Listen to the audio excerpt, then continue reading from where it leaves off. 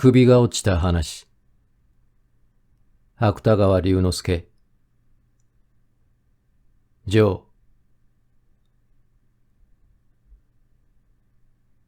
嘉祥寺は軍刀を放り出すと、夢中で馬の首にしがみついた。確かに首を切られたと思う。いや、これはしがみついた後でそう思ったのかもしれない。ただ、何か首へズンと音を立てて入ったと思う。それと同時にしがみついたのである。すると馬も傷を受けたのであろう。嘉祥寺が蔵の前輪へ突っ伏すが早いか、一声高くいなないて、鼻面を急に空へ向けると、たちまち敵味方のごったになった中を突き抜けて、満目の香料畑をまっしぐらに走り出した。二三発銃声が後ろから響いたように思われるが、それも彼の耳には夢のようにしか聞こえない。人の身の丈よりも高い香料は、無に無産にかけてゆく馬に踏みしだかれて、波のように起伏する。それが右からも左からも、あるいは彼の弁髪を払ったり、あるいは彼の軍服を叩いたり、あるいはまた彼の首から流れているどす黒い血を拭ったりした。が、彼の頭には、それをいちいち意識するだけの余裕がない。ただ、切られた。という簡単な事実だけが苦しいほどはっきり脳みそに焦げついている。切られた、切られた。こう心の中に繰り返しながら、彼は全く機械的に汗水くになった馬の腹を何度も靴のかかとで蹴った。10分ほど前、嘉祥寺は仲間の騎兵と一緒に、味方の陣地から川一つ隔てた小さな村の方へ偵察に行く途中、黄色くなりかけた荒涼の畑の中で、突然、一体の日本騎兵と遭遇した。それがあまり突然すぎたので、敵も味方も小銃を発射するいとまがない。少なくとも味方は、赤い筋の入った軍帽と、やはり赤い肋骨のある軍服とが見えると同時に、誰からともなく一度に軍刀を引き抜いて、とっさに馬の頭をその方へ立て直した。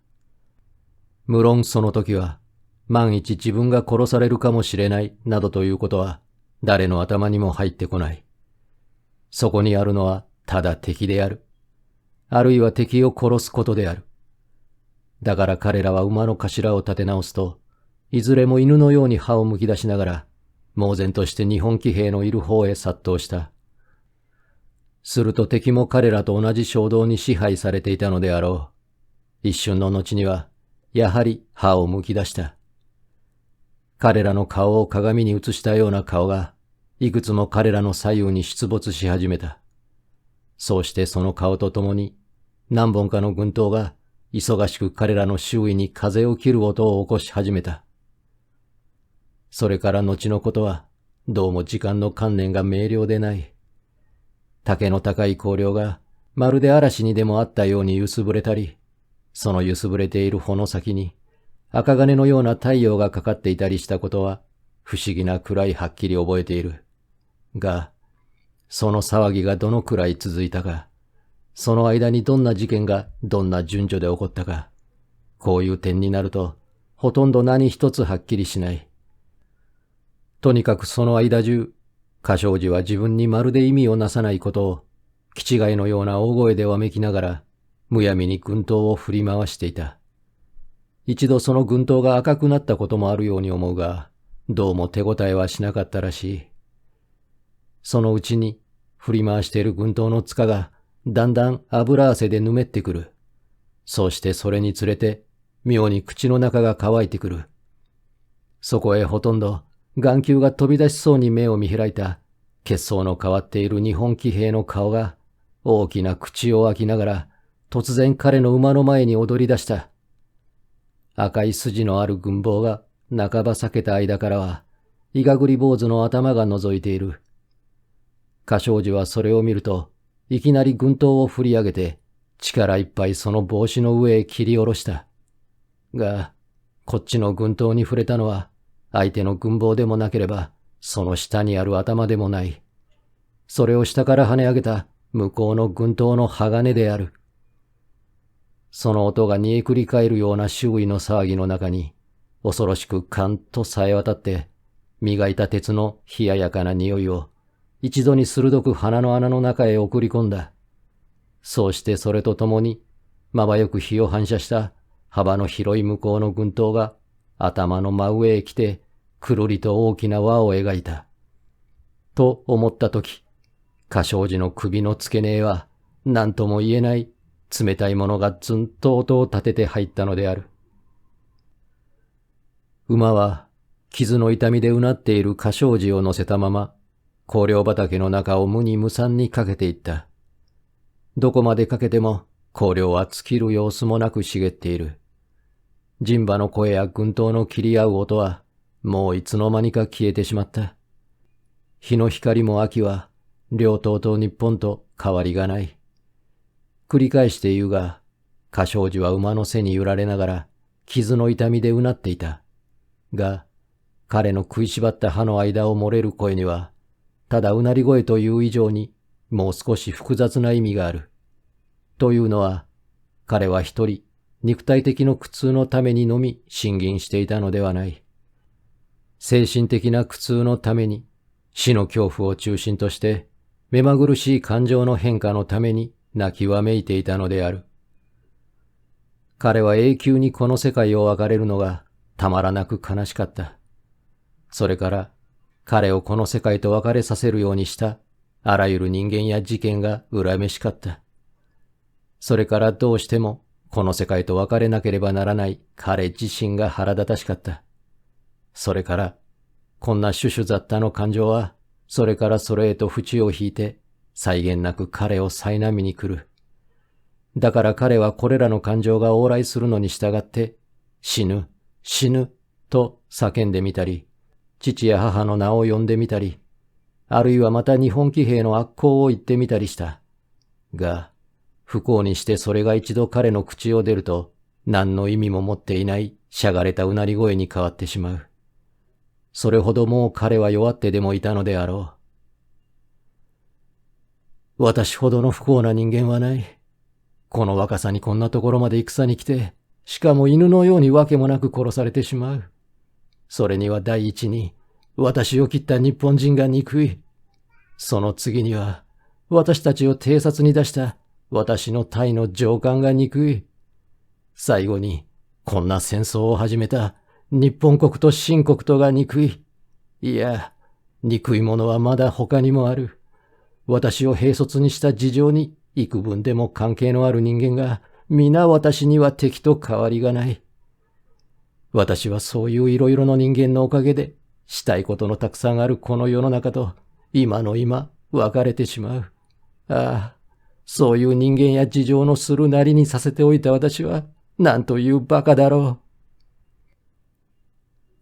歌唱時はそのうなり声の中にこんな意味を含めながら、馬の平首にかじりついて、どこまでも荒涼の中を走っていった。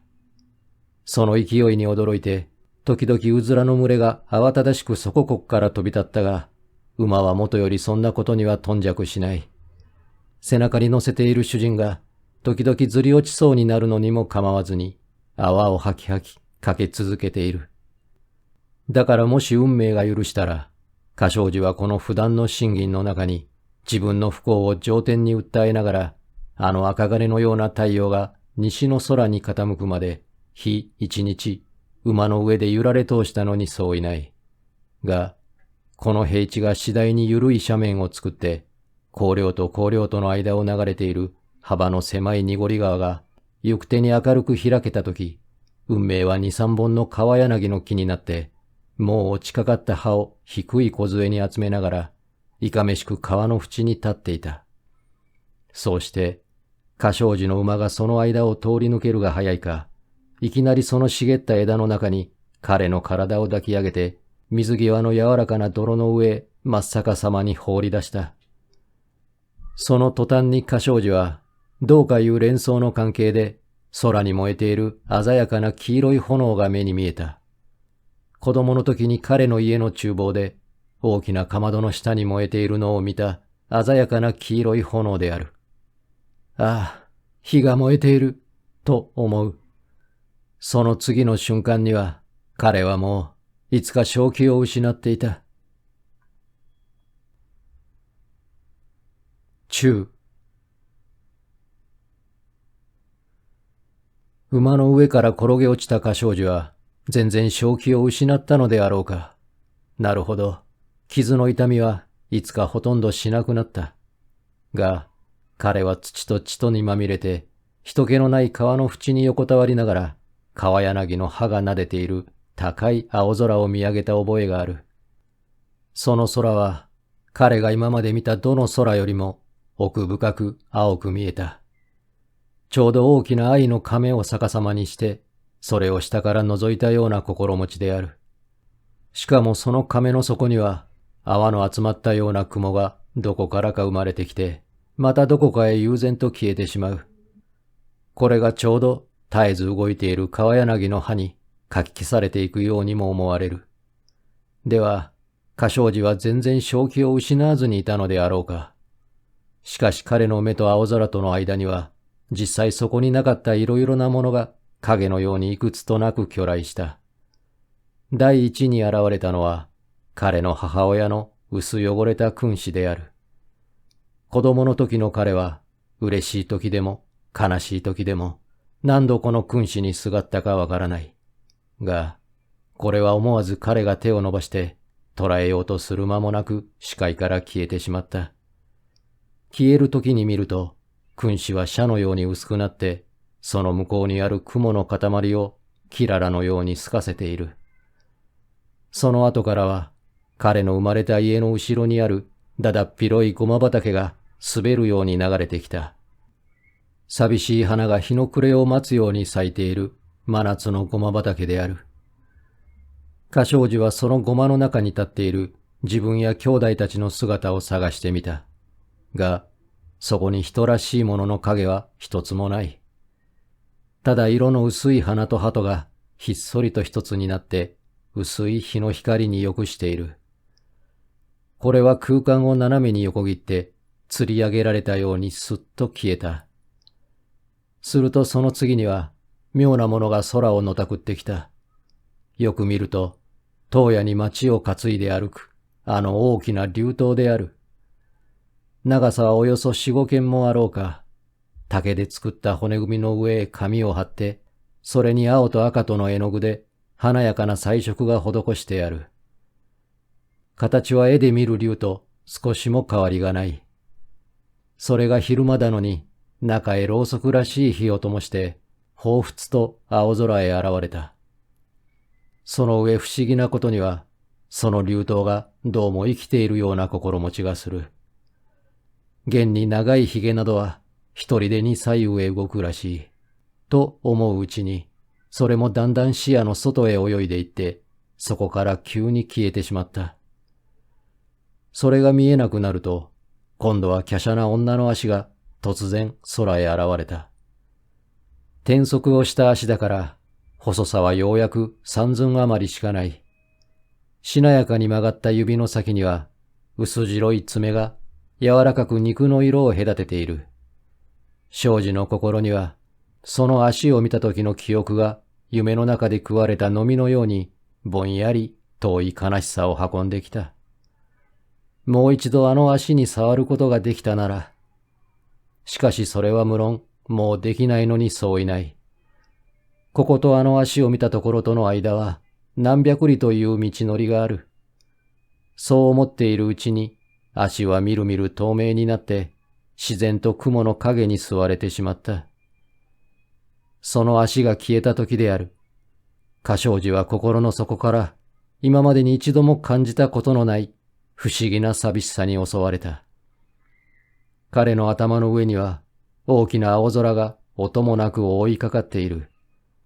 人間は嫌でもこの空の下で、そこから落ちてくる風に吹かれながら、惨めな生存を続けていかなければならない。これは何という寂しさであろう。そうしてその寂しさを、今まで自分が知らなかったということは、何というまた不思議なことであろう。歌唱寺は思わず長いため息をついた。この時、彼の目と空との中には、赤い筋のある軍帽をかぶった日本騎兵の一隊が、今までのどれよりも速い速力で慌ただしく進んできた。そうしてまた同じような速力で慌ただしくどこかへ消えてしまった。ああ、あの騎兵たちも寂しさはやはり自分と変わらないのであろう。もし彼らが幻でなかったなら、自分は彼らと互いに慰め合って、せめて一時でもこの寂しさを忘れたい。しかしそれはもう今になっては遅かった。歌唱寺の目には止めどもなく涙が溢れてきた。その涙に濡れた目で振り返ったとき、彼の今までの生活がいかに醜いものに満ちていたか、それは今更言う必要はない。彼は誰にでも謝りたかった。そうしてまた誰をでも許したかった。もし私がここで助かったら、私はどんなことをしてもこの過去を償うのだが。彼は泣きながら心の底でこうつぶやいた。が、限りなく深い、限りなく青い空は、まるでそれが耳へ入らないように、一尺ずつ、あるいは一寸ずつ、徐々として彼の胸の上へ下がってくる。その青い光気の中に、点々としてかすかにきらめくものは、大方昼見える星であろう。もう今はあの影のようなものも、二度と冒険は横切らない。歌唱寺はもう一度探索して、それから急に唇を震わせて、最後にだんだん目をつぶっていった。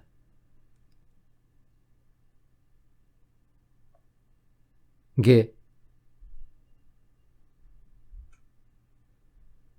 日清両国の間の輪が講ぜられてから一年ばかり経ったある早春の午前である。北京にある日本公使館内の一室では、公使館付武官の木村陸軍少佐と、折から官名で内地から視察に来た農商務省技師の山川理学士とが、一つテーブルを囲みながら、一碗のコーヒーと一本の葉巻とに忙しさを忘れて、のどかな雑談にふけっていた。早春とは言いながら、大きな仮眠に火が焚いてあるので、室の中はどうかすると汗がにじむほど暖かい。そこへテーブルの上へ乗せた鉢植えの勾配が、時々しなめいた匂いを送ってくる。二人の間の話題はしばらく生体号で持ちきっていたが、やがてそれが一転して日清戦争当時の追憶になると、木村少佐は何を思ったか急に立ち上がって、室の隅に置いてあった新州日報の閉じ込みをこっちのテーブルへ持ってきた。そうして、その中の一枚を山川技師の目の前へ広げると、指である箇所を指しながら、読みたまえという目つきをした。それがあまり唐突だったので、技師はちょいと驚いたが、相手の少佐が軍人に似合わない遮奪な人間だということは日頃からよく心得ている。そこでとっさに、戦争に関係した奇抜な逸話を予想しながら、その紙面へ目をやると、果たしてそこには、日本の新聞口調に直すと、こんな記事が四角な字ばかりで物々しく掲げてあった。外の抵当店主人、歌唱寺なる者は、日清戦争に出征して、しばしば勲功を表したる勇士なれど、外戦後とかくそこを収まらず、酒と女とに身を持ち崩していたが、去る罰日、某首楼にて飲み仲間の誰彼と口論し、ついにつかみ合いの喧嘩となりたる末、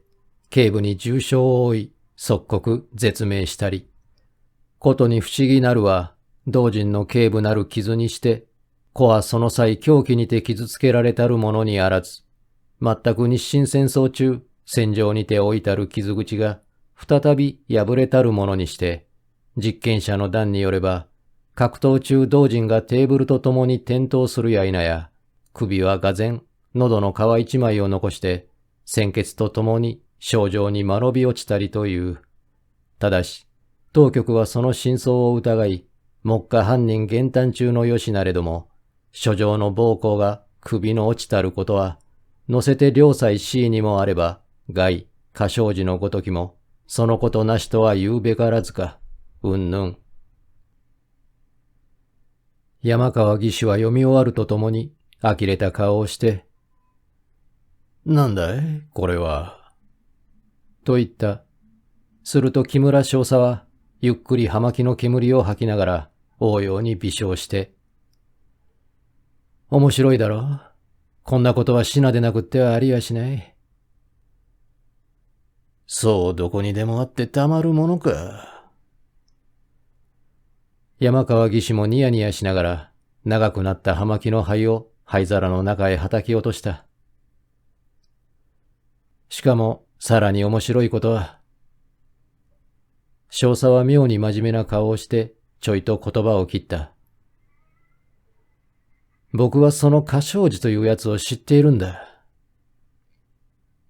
知っている？これは驚いた。まさかあったしのくせに新聞記者と一緒になっていい加減な嘘を捏造するんではあるまいね。誰がそんなくだらないことをするものか。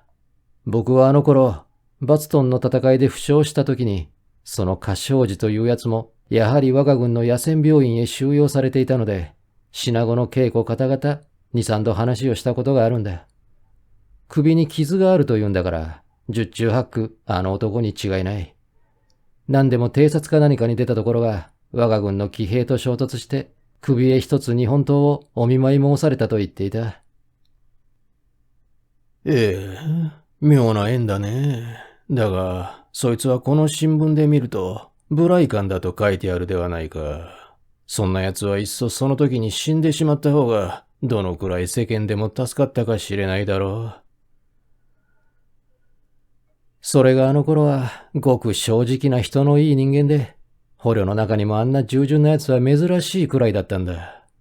だから軍医官でも何でも、妙にあいつが可愛かったと見えて、特別によく領事をしてやったらしい。あいつはまた身の上話をしても、なかなか面白いことを言っていた。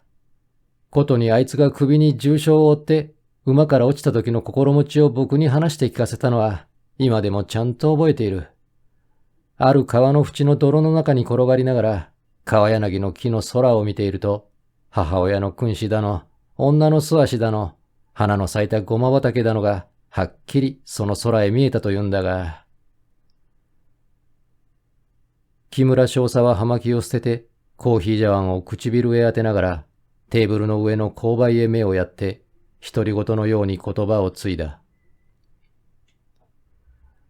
あいつはそれを見たときに、しみじみ、今までの自分の生活が浅ましくなってきたと言っていたっけ。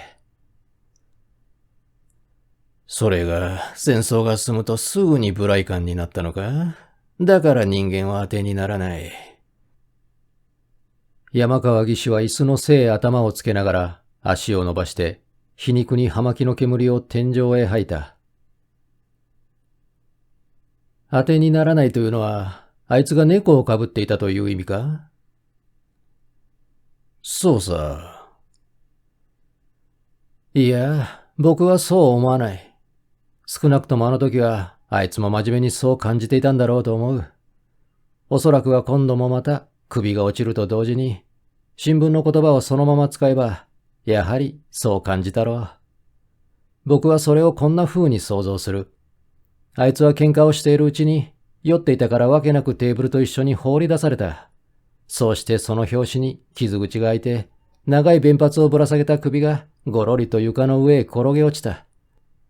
あいつが前に見た母親の君子とか、女の素足とか、あるいはまた、花の咲いているごま畑とかいうものは、やはりそれと同時にあいつの目の前を彷彿として往来したことだろう。あるいは屋根があるにもかかわらず、あいつは深い青空を遥か向こうに望んだかもしれない。あいつはその時、しみじみまた今までの自分の生活が浅ましくなった。が、今度はもう間に合わない。前には正気を失っているところを、日本の看護卒が見つけて介抱してやった。今は喧嘩の相手が、そこをつけ込んでぶったり蹴ったりする。そこであいつは後悔した上にも後悔しながら息を引き取ってしまったんだ。山川義士は肩をゆすって笑った。君は立派な空想家だ。だが、それならどうしてあいつは一度そういう目に遭いながら無頼漢なんぞになったんだろう。それは君の言うのと違った意味で人間は当てにならないからだ。木村少佐は新しい葉巻に火をつけてから、ほとんど得意に近いほど晴れ晴れした調子で微笑しながらこう言った。我々は我々自身の当てにならないことを痛切に知っておく必要がある。実際それを知っている者のみが幾分でも当てになるのだ。そうしないと、歌唱時の首が落ちたように、我々の人格もいつどんな時首が落ちるかわからない。すべてシナの新聞というものは、こんな風に読まなくてはいけないんだ。